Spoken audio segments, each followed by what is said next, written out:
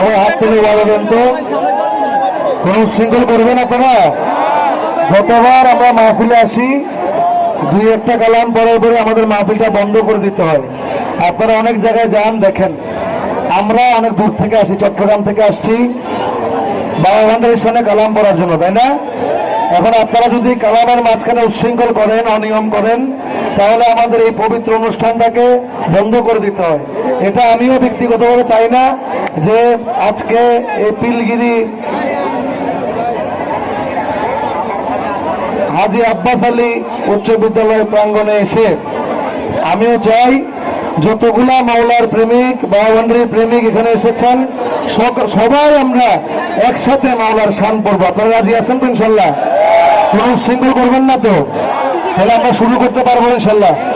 ধন্যবাদ। আমি আবারও বলছি, আদব, ভক্তি, প্রেম এই তিনটা জিনিস বজায় রেখে মাইজভান্ডারী কালাম শুনবেন, আর মাইজভান্ডারী কালাম উপলব্ধি করবেন, উপভোগ নয় উপলব্ধি করবেন।